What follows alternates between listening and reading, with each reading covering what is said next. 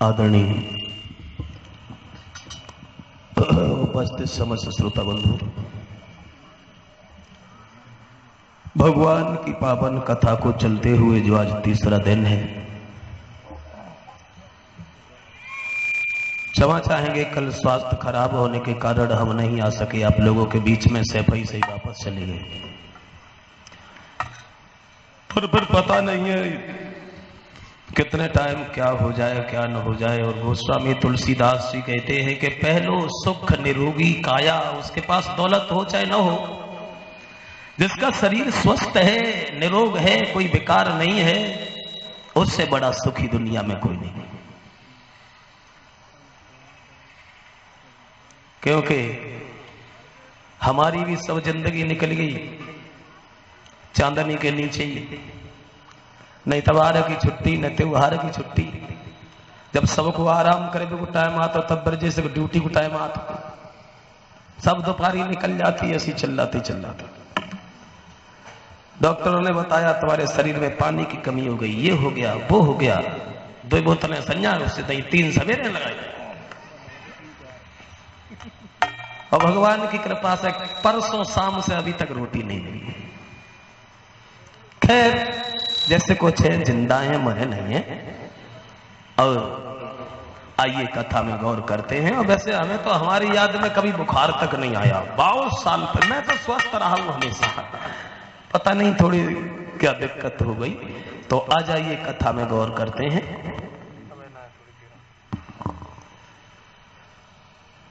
जिस कथा के सौजन्य से हमारा आप तक आना हुआ, आप सबके दर्शन हुए, और हम पहली बार नहीं आए हैं, हम तो आपके बीच में पहले भी आ चुके हैं, और यहाँ आना जाना हमारा बना रहता है।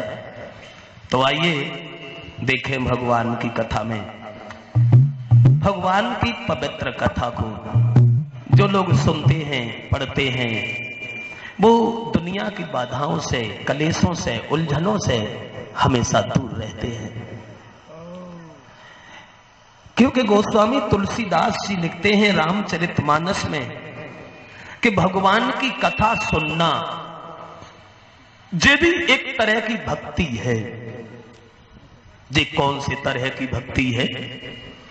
तो बाबा तुलसीदास जी कहते हैं कि प्रथम भक्ति संतन कर संगा, दूसरी रति मम कथा प्रसंगा।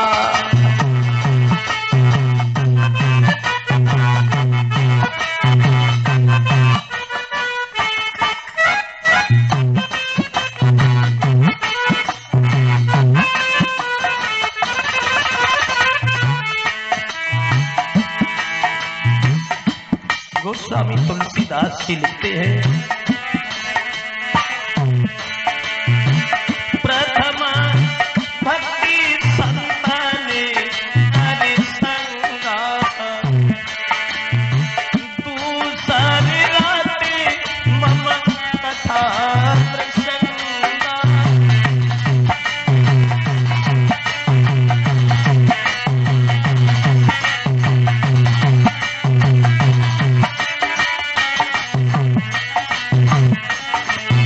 गोस्वामी तुलसीदास जी कहते हैं प्रथम भक्ति संतन कर संगा, पहली भक्ति है संतों का आदर, संतों की सेवा।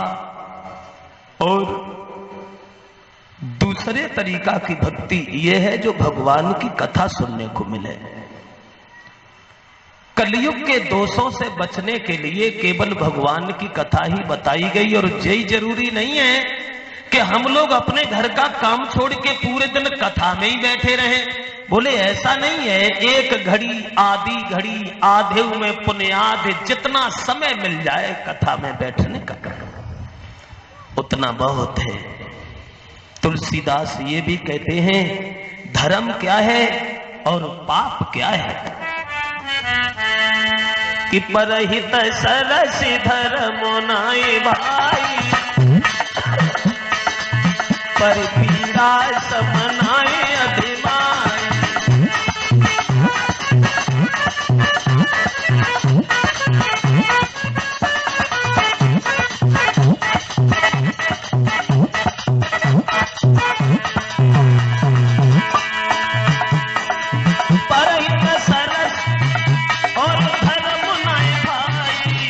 परिपीड़ा समनाई अधिमाई, परिपीड़ा समनाई अधिमाई, परिपीड़ा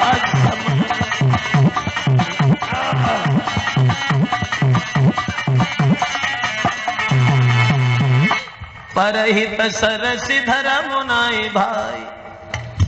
दूसरे के हित में जीना, पर स्वार्थ में समय बिताना, दूसरे की आत्मा को सुख पहुंचाना, दूसरे के दुख में दुखी हो जाना, इससे बड़ा कोई धर्म नहीं है। और बिना मतलब के दूसरे की आत्मा को दुख देना, इसके बराबर कोई पाप नहीं होता।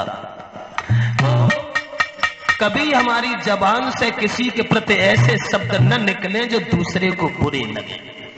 कभी हमारे हाथों से कोई ऐसा काम न हो जाए जिससे दूसरे का नुकसान हो जाए। तो लगा सको तो बाग लगाओ, पर आग लगाना ना सीखो। यदि मिटा सको तो अभिमान मिटाओ, पर मान मिटाना ना सीखो। और कमा सको तो धर्म कमाओ, पर पाप कमाना ना सीखो। जितना समय मिल जाए धर्म के काम में आगे बढ़ने के लिए, जो भी वक्त मिल जाए, जितना समय मिल जाए बहुत है। क्योंकि आज के युग में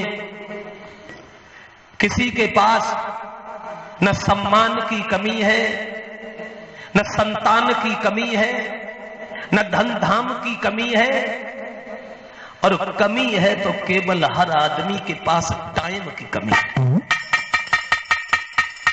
टाइम नहीं, किसी के पास टाइम नहीं है। टाइम किसी से भी पूछ लो, क्या करें, टाइम ही नहीं। मरने तक का टाइम ही नहीं।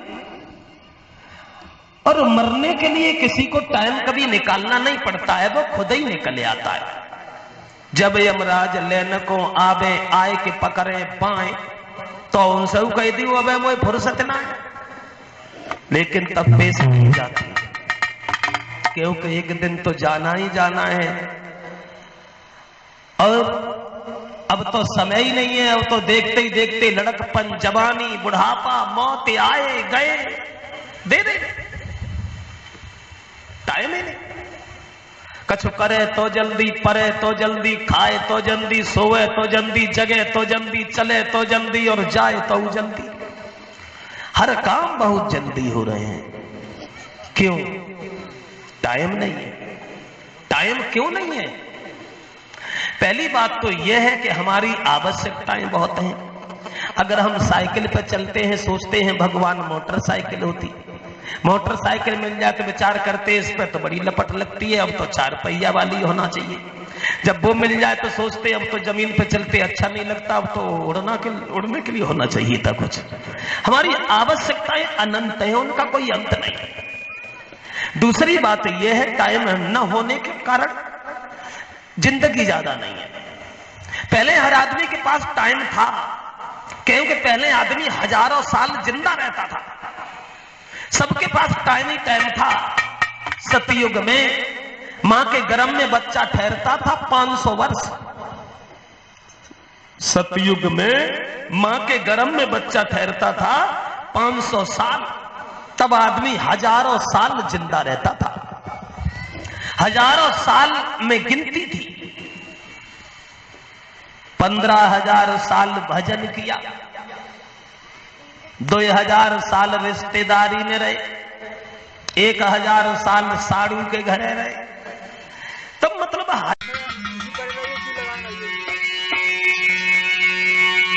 तो दीन बंधु दयानिधि होए प्रभु न्यायाधीश, तुम सदा सहायक दीन के मैं तुम्हें नमाऊं। बोलिए सच्चिदानंद भगवान की।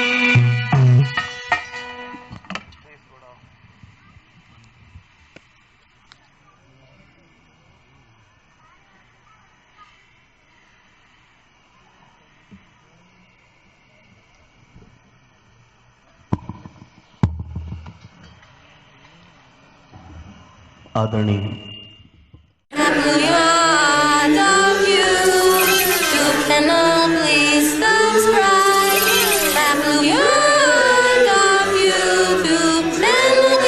गर्भ में बच्चा ठहरता था 500 वर्ष। सतयुग में मां के गर्भ में बच्चा ठहरता था 500 साल। तब आदमी हजारों साल जिंदा रहता था। हजारों साल में गिनती थी।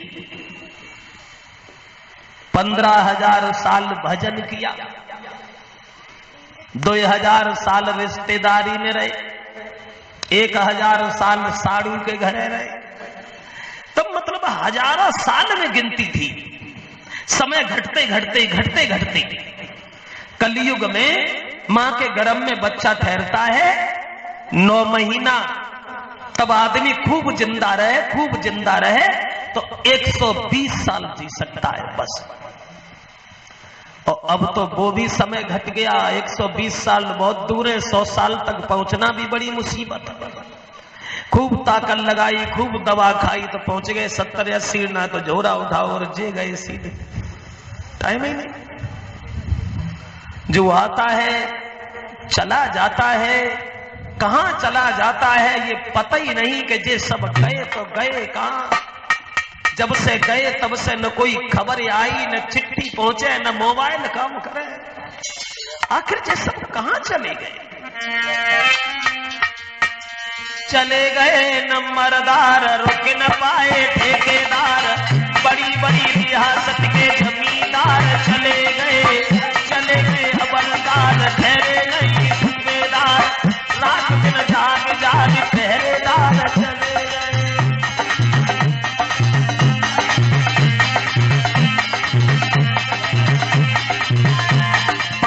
सब चले गए। राजा महाराजा सब बिना बेतबाजा गए, पीछे पीछे उनके सारे कदरदार चले गए। पागल दीवाने और नए और पुराने गए, बड़े बड़े ज्ञानी और समझदार चले गए।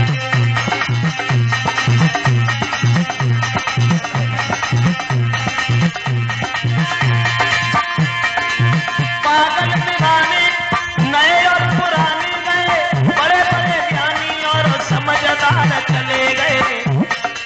दुखी और सुखी गए, छोड़ी हरी खुशी गए, सारे के सारे हिंदू रिश्तेदार चले गए।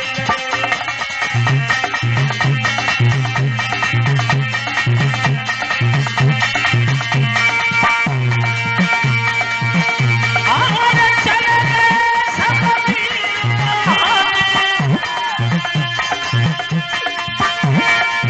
चले गए सब वीर कहाने, जा दुनिया से चले गए,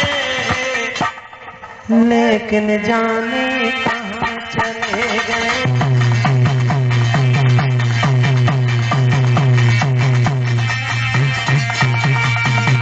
जो आया चला गया, कोई नहीं रुका। हवलदार, सूबेदार, कदरदार, असरदार, निम्मतदार, जिमीदार, ठेकेदार, रिश्तेदार, थानेदार, पल्लेदार, सब चले गए, कोई नहीं रुका। और जो रह गए उन्हें भी जाना है, यहां रुकना है ही नहीं किसी को। और जब एक दिन जाना है फिर काहे को घमंड में थे मरे जा, तो एक दिन तो जय में ही जय में। और जाओ तो ऐसे जाओ जो जाने के बाद रह जाने वाले लोग बरसों याद करें। पशुओं की भांति आए और पेट ही भरते रहे और चले गए तो आने से कोई फायदा नहीं हुआ। तो हम में और जानवर में कोई अंतर नहीं रहा। जानवर भी जिंदगी भर पेट ही भरते रहते, उन्हों कौन सो खेत खरीदे की चिंता है कि मकान बनाए की चिंता है। कीट पतंगे भी जिंदगी भर पेट ही भरते रहते और उन्हीं की तरह हम भी पेट ही भरते भरते मर गए, कुछ और न कर सके। तो फिर हमारे मानव होने का मतलब क्या है? इसलिए न रहो न निराश करो मन को, कुछ काम करो, कुछ काम करो, जग में रहकर कुछ नाम करो। मेरा मतलब है जो भी करना है जल्दी करो, टाइम कम है। इसीलिए कबीरदास जी कहते हैं, काल करे सो आज कर, आज करे सो अब। कल करना है उसे आज कर डालो, आज करना है उसे तुरंत करो। ऐसा न सोचो कि आज करे सो कल कर, कल करे सो परसों। जल्दी पल्दी ना करे क्योंकि जीना है परसों। ये नहीं सोचना चाहिए, क्योंकि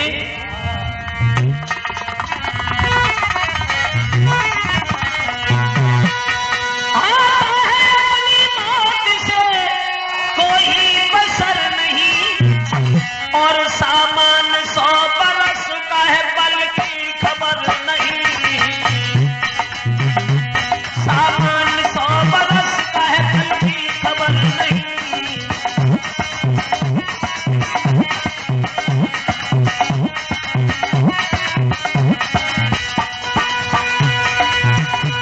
आता है अपनी मौत से कोई बसर नहीं। हरे सामान 100 बरस का है, बल की खबर नहीं।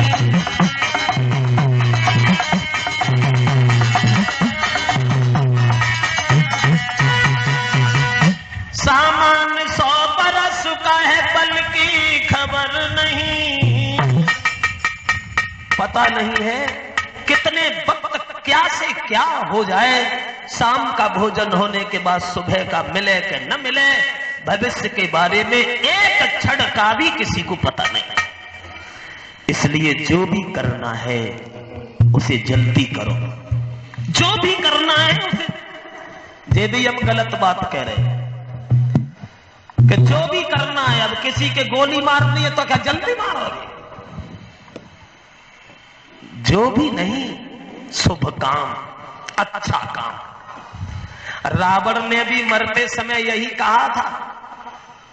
जब रावण के 9 सिर कट गए, रावण अधीर होकर जमीन पर गिर पड़ा। लक्ष्मण से राम ने कहा, सुनो लक्ष्मण भैया, रावण प्रकांड विद्वान है और वो आज जा रहा है, जाते जाते उससे कुछ ले लो। लक्ष्मण गए, घमंड से सर की ओर खड़े हो गए। रावण बोला ही नहीं। लौट आए, वो तो बोला ही नहीं। बोले कहां खड़े थे?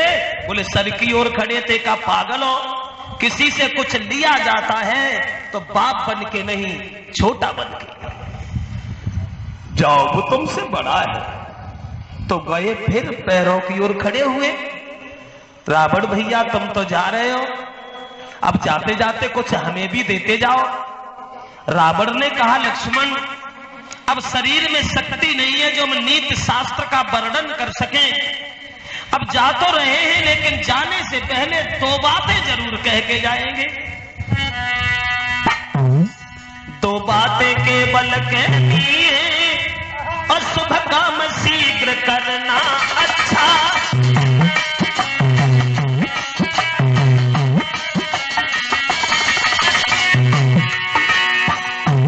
लंकाधीश रावण ने लक्ष्मण से कहा,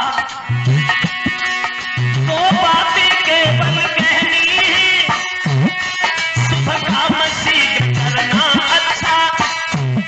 दुष्कर्म चले उसको टालो, उसका सदैव टलना अच्छा।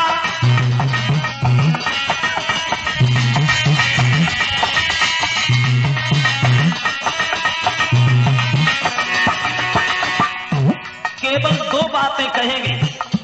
शुभ काम जितनी जल्दी कर सको उतनी जल्दी करो, और बुरा काम जितना टाल सको उसे टालो।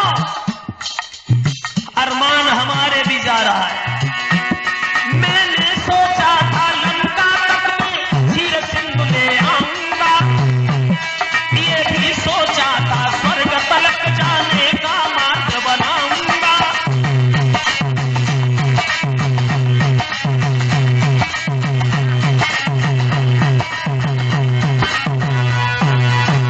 उत्तर दिया, शुभ काम जितनी जल्दी कर सको उतनी जल्दी करो, और गलत काम जितना टाल सको, जहां तक टाल सको उसे टालती रहो। मैंने सोचा था स्वर्ग तक जाने का मार्ग बनाऊंगा, ये भी सोचा था लंका तक मैं चीर सिंधु ले आऊंगा, लेकिन आज कल करते करते वो योजना हमारी अधूरी रह गई और मैंने बुरा कदम पहले उठा दिया, सीता का हरण किया, जिसका नतीजा हुआ कि हम संसार से जा रहे हैं। तो शुभ काम जितनी जल्दी कर सको उतनी जल्दी करो, बुरा काम जितना टाल सको उसका सदैव टलना ही अच्छा है, शुभ काम जल्दी करना ही अच्छा है। तो आइए कथा में गौर करते हैं।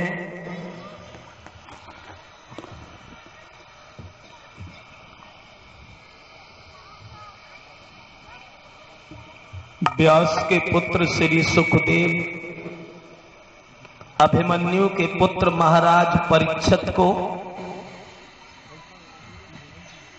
भक्त और भगवान की चर्चाएं करते हुए समझा रहे थे।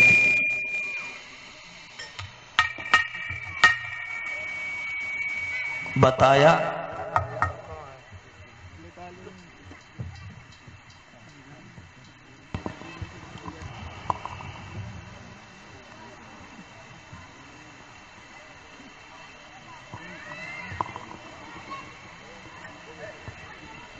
धर्म पर चल करके हर दीवार से टकरा करके समाज में नाम रोशन करने के बाद, सम्मान पाने के बाद हमारे देश से जाने वाले एक नहीं बहुत हुए। यही भारत की भूमि है भाइयों। विश्व में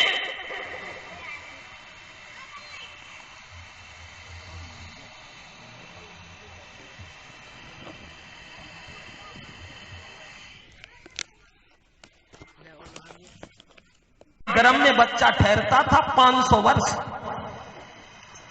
सतयुग में मां के गर्भ में बच्चा ठहरता था 500 साल। तब आदमी हजारों साल जिंदा रहता था, हजारों साल में गिनती थी। 15,000 साल भजन किया,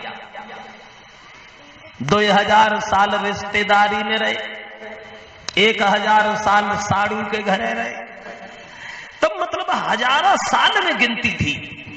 समय घटते घटते घटते घटते कलयुग में मां के गर्भ में बच्चा ठहरता है 9 महीना। तब आदमी खूब जिंदा रहे, खूब जिंदा रहे तो 120 साल जी सकता है बस। और अब तो वो भी समय घट गया, 120 साल बहुत दूर है।